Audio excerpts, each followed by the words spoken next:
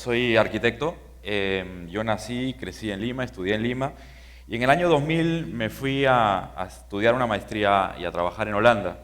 Y estuve trabajando en diferentes partes del mundo, entendiendo sobre todo muchas ciudades. Y por el año 2004 decidimos regresar a Lima y me di cuenta que no tenía idea, no conocía esta ciudad.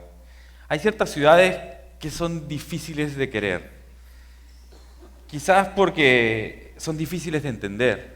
Ya me había pasado cuando era adolescente y unos amigos belgas nos regalaron un cuento de Tintín y cómo él había venido a Perú y había venido a Lima. Me había llamado la atención lo absurdo que significaba que en las imágenes donde supuestamente era Lima, en el fondo se veían montañas con nieve.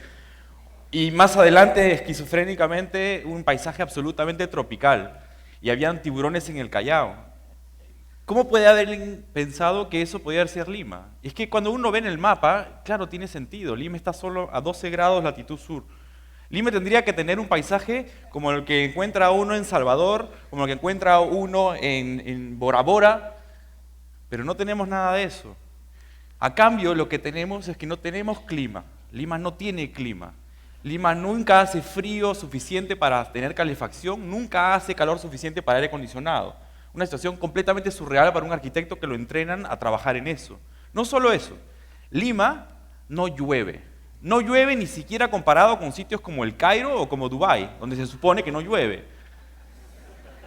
Y entonces si no llueve, solo nos queda vivir en un desierto. Y a veces es difícil olvidar que esto era un desierto, que hace 4000 años, si vemos la isla San Lorenzo al fondo, la punta, el Callao, lo único que había era un riecito llamado Rima, que ni siquiera se llamaba así, con un poquito de verde alrededor. Y durante 4000 años, la gente que vivió en este sitio construyó un sistema de canales que convirtió este desierto en un valle.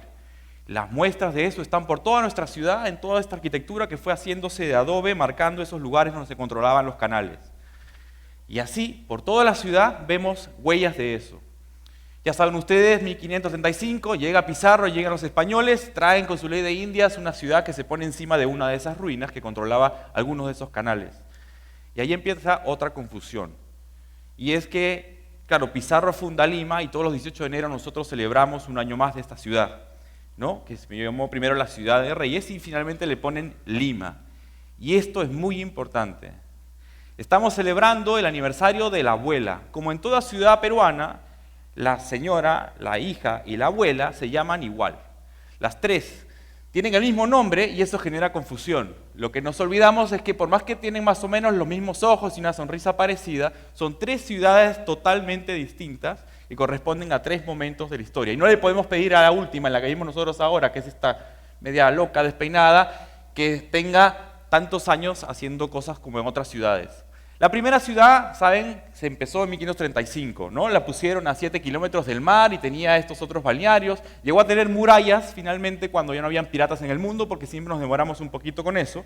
Y luego tenía una imagen característica que se ve en estos balcones que tanto nos gusta mostrar a los turistas, de los cuales nos jactamos. Pero esa es una ciudad que murió. Murió en 1920 más o menos, cuando después de la ocupación chilena empezamos a tener cada vez más gente, tiramos abajo a las murallas, igual eran inútiles, y empezó a crecer y a crecer. Por primera vez ahora la Lima segunda estaba planificada, estaba pensada, se sabía en qué día casi que iban a nacer, como que iba a ser de grande, y para lo cual trajimos a los mejores urbanistas del mundo. José Luis Sert era en ese momento el tipo que más sabía cómo hacer una ciudad, vino con todo su equipo y nos dijo dónde teníamos que poner las industrias, dónde tenía que crecer la ciudad, las avenidas, el aeropuerto. Al centro de todo eso, un centro cívico, del cual solamente hemos construido un edificio, y una imagen de una ciudad jardín, moderna. Esta es la Lima Verde, que a veces decimos, ¿dónde está la Lima Verde? Es esta época que tenía la avenida Arequipa como la insignia, en donde había espacio para todos, las arquitecturas eran todos diferentes estilos, porque como no llueve, no hace frío, no hace calor, puedes hacer lo que quieras. Y así, Lima 2.0 creció ocupando esta parte irrigada por estos canales hechos antes del río Surco hasta esta zona aquí de la punta, y empezaron a aparecer unas manchitas negras. Esas manchitas negras se llamaron barriadas. En solo 10 años, esas manchitas negras habían crecido mucho. Habían crecido tanto que a pesar de que nuestro presidente era arquitecto y construía viviendas por todo lugar, no tenía cómo contener esta marea que empezaba a crecer y a crecer con un crecimiento de población cada vez mayor y la arquitectura no tenía cómo llegar a construir vivienda para todos ellos. En un último acto desesperado, el presidente Belaúnde se le ocurre, cuando ya la vivienda informal sobrepasaba la vivienda formal, 1965 por ahí, ¿por qué no traemos a los mejores arquitectos del mundo? Y con eso piensen cómo hacemos casas que podamos hacer rápidamente, innovadoramente, que puedan ir creciendo con el tiempo y que puedan ser sustituir a las barradas. La cosa iba bien aparentemente, pero mala suerte. Golpe de Estado. No le gustó al nuevo dictador lo que había pasado con el presidente anterior y se pudrió todo. Y entonces, nosotros que habíamos sido el primer país en el mundo que había reconocido que esa manera de ser ciudad podía ser una manera de ser ciudad, y se dice, bueno, ok, vamos a aceptar todo lo que se ha invadido, todas esas manchitas negras pasan a ser parte de la ciudad, pero no me hagan ni una más, hasta la siguiente elección.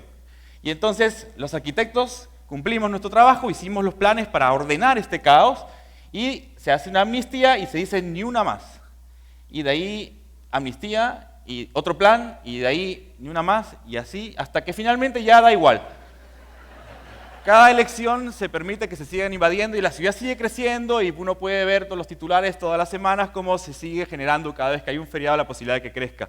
A niveles increíbles, como que hace 2 años cuando se fue la neblina antes de que empezara el verano, descubrimos que había una vía que habían construido en los cerros de 12 kilómetros por encima de los cerros uniendo Villa María del Triunfo con La Molina por los especuladores de terrenos que estaban ahí. Jamás al gobierno hubiera pensado que podía ser una autopista encima de los cerros de Lima de 12 kilómetros. Pero a ese nivel ha ido creciendo nuestra ciudad. Y entonces esta es la Lima a la cual nosotros debemos empezar a tratar de entender, porque es muy joven. Es una ciudad que solamente tiene unos 40, 50 años, que para una ciudad es poquísimo. Y hay que empezar a tenerle paciencia. Claro, la imagen de esta ciudad ya no es ni verde ni balcones. La imagen de esta ciudad son ticos, mototaxis, arbolitos cortados con formas de algo, carteles por toda la ciudad, combis asesinas, taxis con timón cambiado. Y es una ciudad bien interesante, porque es una ciudad que se hace al revés. Normalmente una ciudad primero se hace la pista, se pone electricidad, se pone el agua, de ahí viene la casa. Acá lo hicimos al revés. Primero vino la casa, de ahí viene la electricidad, el agua, la pista y todo eso. Entonces una ciudad que se hace al revés tiene unas características especiales que hay que empezar a entender. Esta ciudad además fue una estrella precoz. Todos los libros de arquitectura, la última vez que realmente aparece Lima es justamente en ese momento. Esas barriadas de Lima eran carátula en las revistas de vanguardia de arquitectura en el mundo. Aparecen entre los diagramas, entre diferentes vanguardias. Era carátula en Inglaterra, en Latinoamérica, Japón, en todos lados. Todo el mundo estudiaba esta manera de hacer ciudad, esta manera peruana, casi como el ideal hippie de que la gente hace la propia ciudad. Y hicimos ciudades como esta, Villa El Salvador, gana el premio Príncipe de Asturias, la gente se junta y arma una ciudad y todos se quieren y todos son felices. Y estas manchitas negras pasaron a ser estas manchotas negras que han hecho esta ciudad tan grande en la que vivimos. Una ciudad en la que el 80% de la población es migrante o hijo de inmigrante. O sea, no hay una tradición de generaciones en esta ciudad, recién nos estamos conociendo. Y 9 millones de habitantes se han venido aquí, es lo mismo que tiene todo Bolivia. En Lima hay toda la población que hay en Bolivia, o todo Suiza, o todo Suecia. Con esta cantidad de gente podemos pensar como si Lima fuese un país. Y Lima es larga, muy extendida. 100 kilómetros de sur a norte, 70 kilómetros de este a oeste, por lo tanto hay que desplazarnos todo el tiempo. Y el 80% de esta área no existía hace 50 años. Entonces es la población nueva y es el área urbanizada nueva. Es una ciudad nueva. Lima 3 es una nueva ciudad que se ha hecho con un principio también muy interesante. A diferencia de ciudades que se van planificando de arriba abajo, este es de abajo arriba, con principios de emergencia, como las abejas. Todo a partir de pequeña escala, corto plazo. Millones de decisiones hechas así han ido armando esta ciudad en la cual estamos como moscas de un lado al otro todo el tiempo encontrándonos y tenemos una demanda de 8,5 millones de viajes para movernos, pero una capacidad de 20 millones. Lima está preparada para mover a Tokio, pero tenemos 8 millones de habitantes. Y con todos estos personajes que están ahí, que están regulados por estos tipos que están en la esquina, que por una China organizan todo el transporte, y que hace que evidentemente estas pobres personas que trabajan ahí son psicópatas, y lo sabemos. Altas tasas de accidentes, problemas de contaminación, hasta que se dijo, vamos a arreglar esto. Y entonces en ese momento teníamos un presidente que era japonés, y los japoneses se comiseraron con nosotros y dijeron, vamos a mandarle un montón de técnicos que saben de qué se trata resolver una ciudad, ya que tienen para 20 millones de habitantes. Y entonces nos hicieron, después de muchos años, este plan. Y nos regalaron esto y dijeron, ya con esto resuelven el problema. Cada punto es una intersección, un intercambio vial que tiene que hacerse. Cada línea de color es una nueva autopista que tiene que hacerse. Nosotros hacemos esto y el problema está resuelto. El problema es que cuesta 5.500 millones de dólares que nunca vamos a tener. Con lo cual, medio regalo nomás. Lo que sabemos, lo que hemos estudiado estas cosas es que el problema nunca es hacer más pistas. El problema tiene que ver con menos desplazamientos, o sea, controlar la manera en donde nos vamos ubicando. Y todas las mañanas nos despertamos desparramados por toda esta área urbana con una densidad muy chata, muy poca gente viviendo en un espacio, por más que nos vayamos quejando. El tema es que, claro, en la mañana la gente va a trabajar y todos se van aquí. Y si vemos la cantidad de gente joven que hay en Lima, que todos estudian, todos se juntan aquí. Entonces, todos estamos yendo a un solo centro. Y eso es el problema que tiene Lima. Y lo que sabemos también desde hace mucho tiempo es que lo que hay que hacer es nuevos centros. Lima tiene que buscar nuevas centralidades para que los desplazamientos sean menores.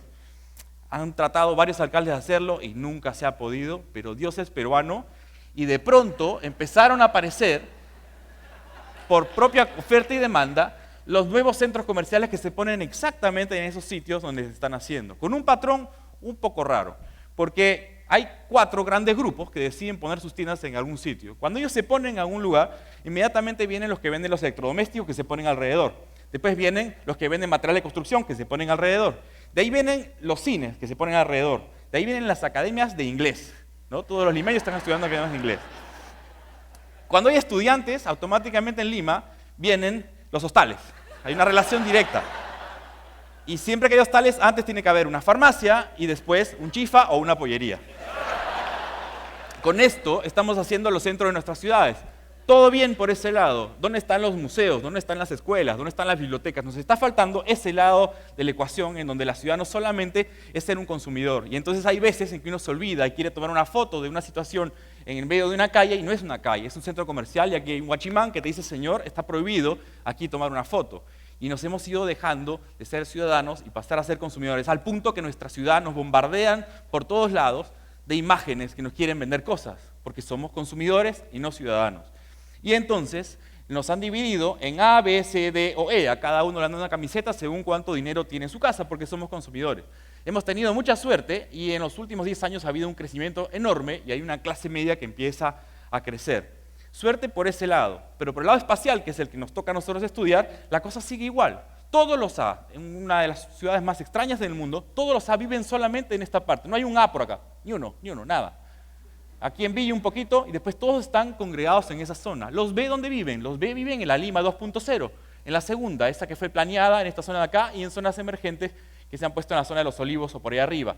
Los C son los que ocuparon las primeras barriadas, las primeras etapas, y los D las segundas etapas, y los E, y así, conforme vas llegando a Lima, te vas ocupando y vas estando según el ingreso. Lima te va convirtiendo en alguien económicamente mejor, pero espacialmente nos dan esta situación en la cual, claro, más allá del cliché típico de la imagen del A y el E viviendo juntos en un mismo espacio, que puede darse, si quieren, entre Casuarinas y San Juan de Miraflores, donde hay un muro de Berlín vergonzoso que hace imposible que esta persona trabaje al otro lado sin darse una vuelta de 10 kilómetros, lo más extraño es que este nivel de desconfianza que tenemos, porque es una ciudad tan joven, es lo que pasa en Villa El Salvador. El Premio Príncipes de Asturias demuestra 500 rejas que van dividiendo una cuadra de la otra, porque no confiamos uno con el otro. Eso es una señal de inmadurez, quizás. Pero en una ciudad en la cual la policía tiene que ser con florecitas, que se le respeta, evidentemente tenemos un enorme problema de confianza. Y entonces estamos a merced de que cada vecino se junte y ponga una reja, y si uno no paga los 30 soles, que significa haber sido parte de esta organización, no le ponen el sticker, y como en la Biblia, entrará la peste a su casa. Y hay que sonreírle a la cámara porque estamos filmando, y empezamos a usar un mecanismo que tiene unas consecuencias que no hemos visto en otras ciudades del mundo, donde todo está enrejado, todo está partido. Cierta parte de San Isidro, los parques han ido cerrando hasta el punto que la gente se olvidó que eran públicos y te venden por internet departamentos en parques privados. En San Isidro de repente no está tan grave el problema, porque abren la reja y ya está. El problema es cómo hacemos en, por ejemplo, Ciudad Pachacútec. Hace 10 años empezaron a construirse las casas. 5 años después la gente va resolviendo su casa. 5 años después, en 10 años, la gente resolvió el problema de su casa. Más o menos las casas están ahí. Lo que no vemos es un solo árbol. Lo que no vemos es un solo espacio público donde la gente pueda jugar, donde los niños puedan tener sombra para estar en ese desierto bajo la radiación solar que todos sabemos que vamos teniendo. Porque claro, hay que traer esta agua, como no llueve, a 100 kilómetros, 5.000 metros de altura. Es complicadísimo irrigar en esta parte de la ciudad. Y en verde, en Lima, ahora es un lujo. Tanto así que como en ninguna otra ciudad que conozca, los alcaldes anuncian cuánto área verde por habitante se tiene. Una noción que es como de un urbanista completamente nerd que sabe ese tipo de cosas, aquí lo ponemos en las paredes. Y ni siquiera es verdad, porque ahí están considerando los jardines del golf de la planicie, los jardines de los colegios, o sea que tampoco es que sea esa la cantidad. Y es que esto que hace muy poco, 1950, cuando moría la señora anterior, la 2, que murió joven, esto era así, acá vemos el aeropuerto antiguo, el Jockey Club, y eso se convirtió en eso, ¿no? Entonces hemos ido achicando ese espacio. Es una crisis grave, dicen que tenemos que tener 8 metros cuadrados de área verde por habitante. Si hiciésemos eso, tendríamos que vaciar 7 distritos del centro de la ciudad para poder tener esa cantidad. Ya, hagamos parques, perfecto, necesitamos 14 Central Park. 14 Central Park en Lima. Si juntamos todos los parques zonales que tenemos, no tenemos un Central Park. Con lo cual, el déficit es enorme. Esa es una enorme agenda que empieza a tener la ciudad. Y tenemos algunos que están buenos, como en Villa El Salvador, que hicieron increíblemente lagunas, bosques en el medio del desierto. Y siempre el pequeño detalle, ¿no? Un muro enorme alrededor, por lo cual uno tiene que pagar una entrada para entrar a ese sitio. El parque zonal, que en cualquier otra parte de los lados es gratis, acá hay que pagar una entrada para hacerlo, porque lo han convertido en clubes. Y esta mentalidad de club empieza a ser muy peligrosa, porque empezamos a pensar en una ciudad como club. O sea, hay alguien que pertenece y alguien que no pertenece. Hay que trabajar mucho sobre ese lado. Los que tenemos la posibilidad de pagar un club todos los meses, efectivamente hemos resuelto nuestro problema de espacio público con toda esta cantidad de clubes que invaden la ciudad. Y los que no pueden han inventado maneras, como por ejemplo el cementerio de María del Triunfo, que todos los sábados y domingos es un lugar de esparcimiento, donde la gente va con guitarras, va con sus cajones de chela y la pasan bien en ese sitio.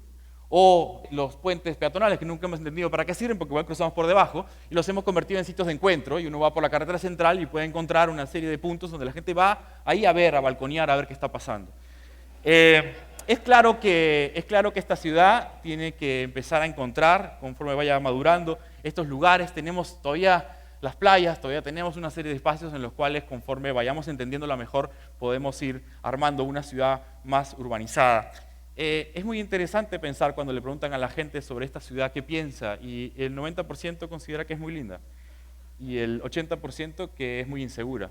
Es que es una adolescente insegura, muy linda, y a la cual hay que tenerle mucho más paciencia. Muchas gracias.